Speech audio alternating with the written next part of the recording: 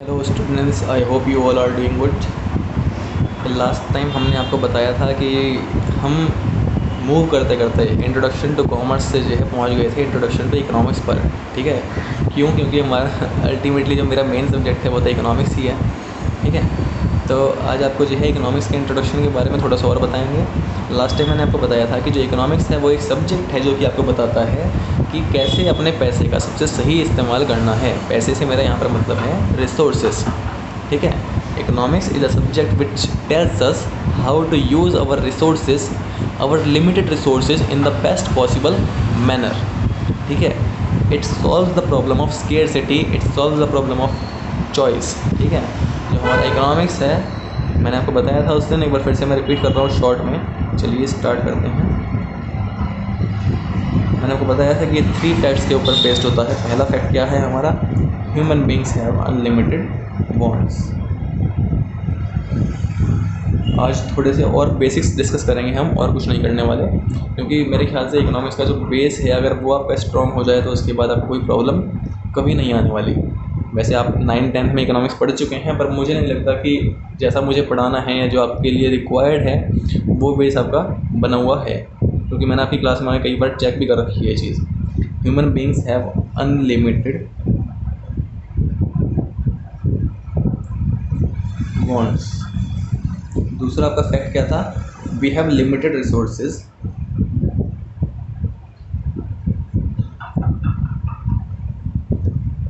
देखिए, थोड़ा अगर दिखाई नहीं दे रहा हो या राइटिंग समझ ना आ रही है, कोई बात नहीं, शायद आवाज़ मेरी क्लियर है काफ़ी। We have limited resources for satisfying those unlimited bonds. And third one is we can use those limited resources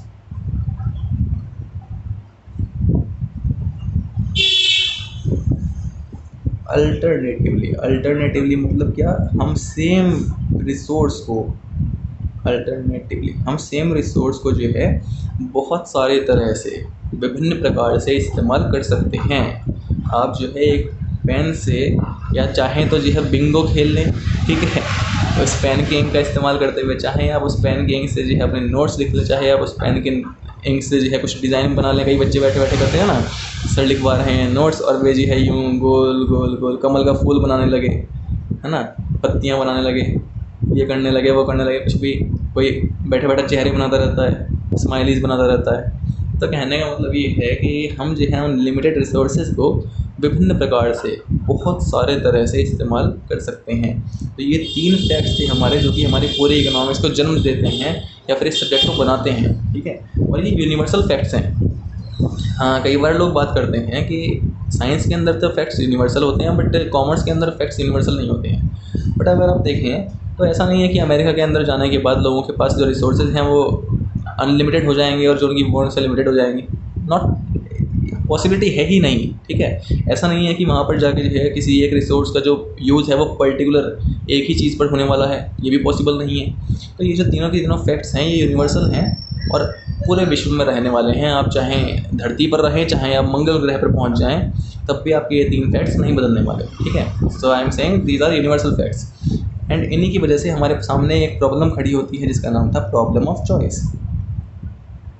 क्योंकि जो है हम, अब कन्फ्यूज़न ये है कि भाई रिसोर्सेज तो लिमिटेड हैं, इच्छाएँ बहुत सारी हैं, और मेरे जो रिसोर्सेज हैं वो सेम रिसोर्स बहुत सारे तरह से इस्तेमाल भी हो सकता है। तो आखिर जो है मैं आखिर कहाँ पर खर्च करूँ? जो मेरे पास गिवन लैंड है, जो मेरे पास गिवन मनी है, जो मेरे पास गिवन बिल्डिंग है, आखिर मैं उसकी क्या चीज़ बनाऊँ, उसका क्या इस्तेमाल करूँ, या किस तरह से मैं उससे और पैसे जनरेट करूँ? यही तो है। अब देखिए, आपके पास भी टाइम लिमिटेड है, आप लोगों ने अपनी स्ट्रीम सेलेक्ट करी है। आपके सामने जो है 10th के बाद भी एक कन्फ्यूज़न होगा कि भाई साइंस के अंदर इतने सारे स्कोप हैं, मुश्किल पड़ेगी, ये होगा, दुनिया से सुन रखा है। ठीक है, हम क्या बनेंगे पता नहीं है। कॉमर्स लेंगे तो ये कर सकते हैं, बहुत सारी चीज़ें थी आपके सामने। तो वो क्या थी? प्रॉब्लम ऑफ चॉइस थी। बट इकोनॉमिक्स क्या सिखाता है आपको? वो सिखाता है कि कैसे आप अपने लिमिटेड रिसोर्सेज का सबसे अच्छा इस्तेमाल करें। Basically it is telling you how to generate income using your resources. ठीक है, इकोनॉमिक्स की डेफिनेशन मैंने आपको पहले दिन बताया भी था कि जितने चाहे उतने दे सकते हैं आप। ठीक है, पर हम यहाँ पर क्या देने वाले हैं? Economics is the subject which tells us, जो हमें बताता है how to use our limited resources in the best possible manner. It tells us how to use our limited resources in best possible manner. सबसे अच्छे तरीके से कैसे इस्तेमाल कर सकते हैं हम, ठीक है ना भाई। समय सबके पास सेम होता है। देखिए कुछ बच्चे पढ़ाई में लगाते हैं, कुछ बच्चे टाइम पास करते हैं, कुछ खेल में लगा लें। वैसे खेल में लगाने वालों को मैं बुरा नहीं कहूँगा, अगर आप खेल कर कुछ अच्छा करते हैं तो भी अच्छी बात है, पर जो सिर्फ टाइम वेस्ट कर रहे हैं इधर उधर की बातों में, उनका क्या कर सकते हैं, ठीक है। तो इकोनॉमिक्स एक सब्जेक्ट है जो आपको बताता है कि कैसे आपको अपने पैसे का, कैसे अपने लिमिटेड रिसोर्सेज का सबसे अच्छा इस्तेमाल करना है। अब जो है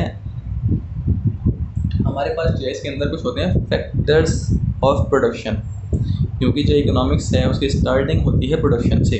देखिए अगर हम कोई इकोनॉमिक चेन की बात करते हैं तो इसके अंदर इकोनॉमिक चेन के अंदर जो है कुछ लोग होते हैं। पहले का नाम तो है प्रोड्यूसर। प्रोड्यूसर कौन है जी? ये है बनाने वाला। Producer is the one who will convert raw materials into finished goods. इसकी डेफिनेशन फिर से बहुत सारी हैं। Person who converts raw materials, वैसे ये बोलते हैं इनटू फिनिश्ड गुड्स, पर क्योंकि आपका स्टार्टिंग है तो मैं बोल रहा हूँ इनटू यूजफुल थिंग्स। जो भी व्यक्ति रॉ मटेरियल्स को, कच्चे माल को कन्वर्ट करता हो किस चीज़ में, उपयोग में आने वाली वस्तुओं के अंदर, यूजफुल थिंग्स के अंदर, वही प्रोड्यूसर है। जैसे कि एक किसान है, वो खाद का इस्तेमाल, भाई खाद हम खा नहीं सकते हैं, मेरे तो किसी काम की है नहीं। देखो जी बीज हैं, बीज को जी मैं डायरेक्टली खा नहीं सकता हूँ, मेरे तो किसी काम का है नहीं। तो क्या है, वो रॉ मटेरियल्स हैं सब के सब। धूप है, धूप तो मेरे लिए भी वैसी है, एक किसान के लिए भी वैसी है। वो उस धूप का इस्तेमाल कर रहा है इसलिए अपनी फसल को उगाने के लिए, पानी का इस्तेमाल कर रहा है, सब चीज़ों को कंबाइन कर रहा है। कहने का मतलब क्या, बहुत सारे रॉ मटेरियल्स को कंबाइन करता है, कुछ उनके ऊपर प्रोसेसिंग करता है, अपनी मेहनत लगाता है, उसके बाद क्या बनती हैं वो बनती हैं यूज़फुल थिंग्स। तो जो हमारा किसान है वो क्या बन गया, वो बन गया प्रोड्यूसर। क्यों? क्योंकि जो उसने रॉ मटेरियल्स को, कच्चे माल को कन्वर्ट कर दिया उपयोग में आने वाली वस्तुएं, खाने पीने, अनाज के रूप में, ठीक है जी। अब या फिर जब हम किसी बात करते हैं फैक्ट्री ओनर की, तो वो क्या करता है, बहुत सारी अलग अलग चीज़ों को, कुछ केमिकल्स लिए, कुछ कच्चा माल लिया, जैसे ही कॉटन ले ली, ठीक है, उसको जो है प्रोसेसिंग करी उसके ऊपर, उसके बाद जाके उसको पहनने लायक कपड़े में कन्वर्ट कर दिया, तो वो भी एक प्रोड्यूसर है। ऐसा नहीं है कि सिर्फ जो है जो बेसिक प्रोड्यूसर हमारे किसान है वही प्रोड्यूसर में आएंगे। एक बार क्योंकि कुछ बच्चे सोचते हैं कि किसान मतलब producer, producer is walls to किसान, ऐसा नहीं है। किसान भी प्रोड्यूसर का पार्ट है। प्रोड्यूसर हर वो व्यक्ति हो सकता है जो कि रॉ मटेरियल्स को इस्तेमाल में आने वाली वस्तुओं में कन्वर्ट करता है। दूसरा जो हमारा सबसे इम्पोर्टेंट इसका रोल है, या हम कह सकते हैं कि एक व्यक्ति जिसके ऊपर पूरी इकोनॉमिक्स टिकी हुई है, जो डिमांड करता है, कंज्यूमर, वन हु कंज्यूम्स, क्योंकि आपका स्टार्टिंग है तो मैं कंज्यूम्स नहीं देखूंगा, मैं करूँगा यूज़ ऑल द आइटम्स। और इसकी शॉर्टर डेफिनेशन एक आ सकती है जो मैंने खुद बनाई है, वन हु डिमांड्स, जो व्यक्ति डिमांड करता है, जिसकी डिमांड को देखते हुए प्रोड्यूसर कुछ बनाते हैं, वही है हमारा कंज्यूमर, ठीक है। तो मेन जो है हमारे दो पार्टिसिपेंट्स हैं इकोनॉमिक चेन के, पहला है प्रोड्यूसर, दूसरा है कंज्यूमर। अब जो है प्रोड्यूसर क्या करता है इकोनॉमिक चेन के लिए, वो प्रोडक्शन करता है। सबसे पहले होती है प्रोडक्शन, उसके बाद आता है कंजम्पशन। पहले कुछ सामान बनेगा, उसके बाद कंज्यूम होगा। वैसे आजकल जो नया मार्केटिंग कॉन्सेप्ट है जिस वर्ल्ड में हम रह रहे हैं, उसमें कहते हैं कि पहले कंजम्पशन पे जाओ। जब आपको MBA वगैरह में आगे पढ़ाएंगे तो वो कहेंगे पहले कंजम्पशन को समझो। क्यों भाई? कंजम्पशन को इसलिए समझो क्योंकि जो है आप जिससे जान सकें बनाना क्या है। बट अगर हम बहुत बेसिक्स पे जाते हैं, बिल्कुल स्टार्टिंग पे, तो पहला काम तो हमेशा प्रोडक्शन ही होने वाला है, उसके बाद कंजम्पशन होगा। जब तक कुछ बना ही नहीं, उससे पहले आप कंज्यूम कहाँ से कर लेंगे? बनाने के लिए आप स्टडी करें कंज्यूमर्स की, वो अलग मैटर है, और बनाएंगे तो पहले ही ना, ठीक है। इसलिए इकोनॉमिक चेन में क्या आता है, प्रोडक्शन एंड देन कंजम्पशन, ठीक है। अब प्रोडक्शन करने के लिए आपको कुछ चीज़ें चाहिए होंगी, जब भी आप कोई सामान प्रोड्यूस करना चाहें, एक प्रोड्यूसर प्रोडक्शन करना चाहता हो, तो उसे करना क्या होगा? उसके लिए उसको जो है कुछ रिसोर्सेज चाहिए। रॉ मटेरियल्स बोला था मैंने यहाँ पर, उसको कुछ resources in the form of raw materials चाहिए, जिनको ऊपर वो प्रोसेसिंग करने के बाद जिनको वो कन्वर्ट कर सकता हो अपने यूजफुल थिंग्स या फिनिश्ड गुड्स के अंदर। तो उन चीज़ों को हम बोलते हैं फैक्टर्स ऑफ प्रोडक्शन।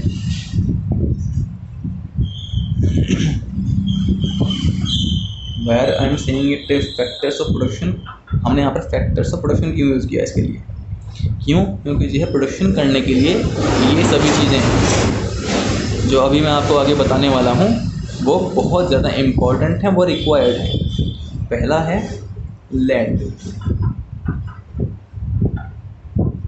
दूसरी है लेबर, तीसरी है capital, and fourth one is entrepreneurship.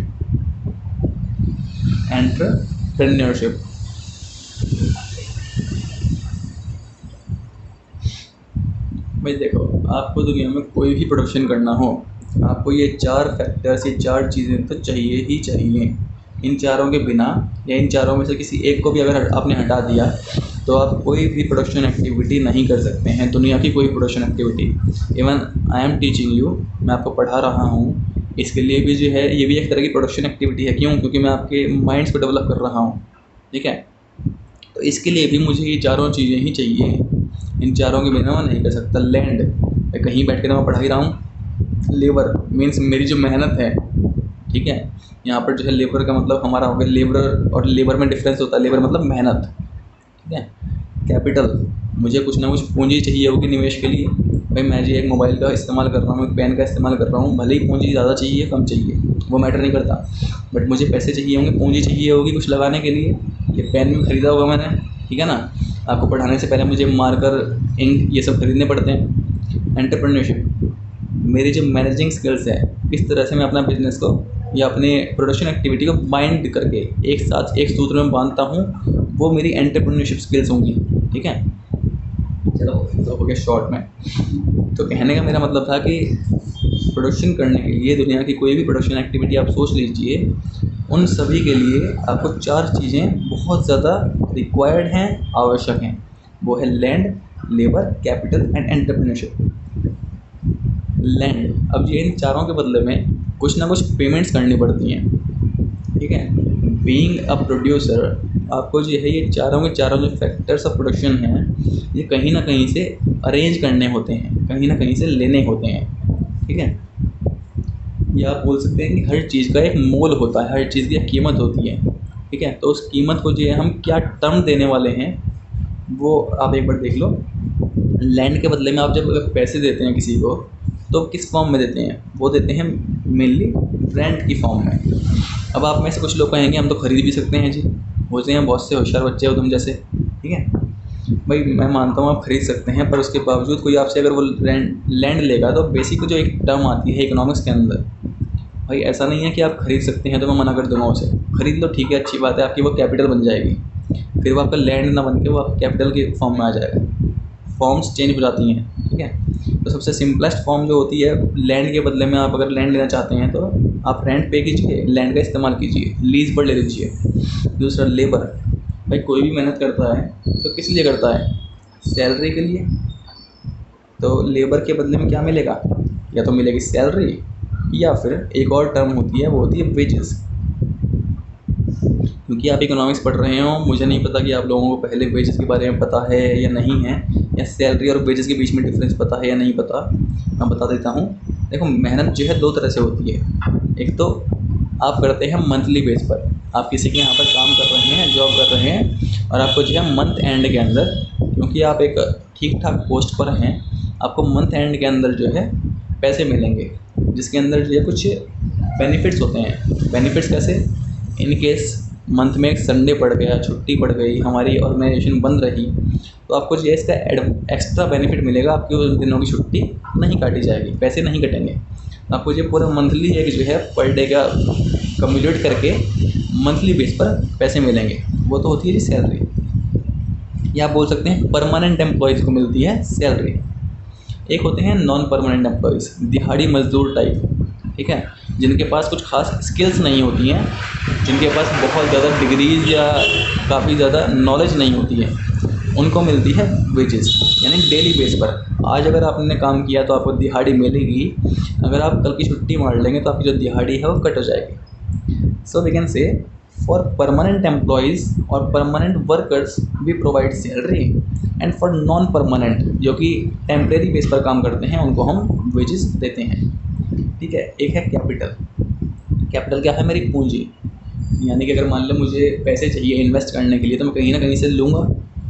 For example मैं बैंक से लोन ले सकता हूँ, अपने फ्रेंड से लोन ले सकता हूँ, उधार पैसे लेना, ठीक है। तो बदले में क्या देना पड़ेगा मुझे? इंटरेस्ट। जो भी पैसा मैं इस्तेमाल कर रहा हूँ उसके लिए मुझे इंटरेस्ट पे करना पड़ेगा। और एक और बात मैं आपको बता दूँ, कुछ लोग अब यहाँ पर ये कहेंगे कि मैं तो अपने फैमिली का पैसा इस्तेमाल कर रहा हूँ, मैंने तो अपनी जमा पूंजी जो रखी हुई है 10 लाख रुपए वो इस्तेमाल कर रहा हूँ। पर जब भी हम बिज़नेस में या इकोनॉमिक्स में कैपिटल वर्ड यूज़ करेंगे तो हमेशा उसके अंदर हम जो है इंटरेस्ट को काउंट करने वाले हैं, इंक्लूड करने वाले हैं। क्यों भाई? भले ही मेरे घर का पैसा हो, उसे मैं अपने ही बिज़नेस में लगा रहा हूँ, पर मुझे ये तो चेक करना पड़ेगा ना कि अगर मान लो वो पैसा मैं कहीं और लगाता, मुझे अपॉर्चुनिटी कॉस्ट, एक वर्ड आता है अपॉर्चुनिटी कॉस्ट, चेक करनी पड़ेगी। क्योंकि सबसे सिंपल चीज़ होती है, अगर मान लो वो पैसा मैं कहीं और ना लगा के अपने बिज़नेस में ना लगा के सिंपल बैंक में जमा कर देता तो मुझे बैंक इंटरेस्ट तो मिलता ना। बैंक मुझे कुछ ना कुछ सेविंग्स अकाउंट पे या एफडी पर इंटरेस्ट पे करता, तो मुझे अपने बिज़नेस से भी उम्मीद करनी होगी कि मुझे उस इंटरेस्ट अमाउंट से ज़्यादा कुछ मिले, वरना आखिर मेरी इतनी मेहनत का फ़ायदा क्या होगा, ठीक है। तो इसलिए हमेशा हम जो कैपिटल के बदले में इंटरेस्ट काउंट करते हैं। एक लास्ट है एंटरप्रेन्योरशिप। एंटरप्रेन्योरशिप का मतलब क्या है? यहाँ पर जो भी मेरी मैनेजिंग स्किल्स हैं, जो भी मेरी बिजनेसमैन स्किल्स हैं, एंटरप्रेन्योर कौन होता है? एक बिजनेसमैन जो कि पूरे की पूरी फर्म को बांध के रखता है, मालिक, ठीक है, ऑनर। आप बहुत सारे वर्ड सुनेंगे इसके लिए, प्रोप्राइटर, एंटरप्रेन्योर, ऑनर, ये तीनों की तीनों एक ही बात है। इनको क्या मिलता है भाई? ये काम कर रहा है तो ये तो प्रॉफिट ही कमाएगा। जो हमने लैंड के बदले में रेंट दे दिया, लेबर को दे दी सैलरी या वेज, कैपिटल को दे दिया इंटरेस्ट, तो एंटरप्रेन्योर क्या करेगा भाई? वो फ्री में तो काम कर नहीं रहा। हर व्यक्ति को, हर चीज़ को कुछ ना कुछ बदले में चाहिए होता है। मैंने पहले दिन बताया था, कोई भी एक्टिविटी बिना कंसीडरेशन के नहीं होती, ठीक है ना। और क्योंकि मैं जो अब यहाँ पर नॉन इकोनॉमिक की बात नहीं कर रहा हूँ, पूरी इकोनॉमिक्स की ही बात कर रहा हूँ, तो किसी भी इकोनॉमिक एक्टिविटी में कंसीडरेशन होगा। और कौन सा कंसीडरेशन होगा? मॉनेटरी कंसीडरेशन, मतलब कि हम जो है पैसों के रूप में, रुपये के रूप में उसका आकलन करने वाले हैं।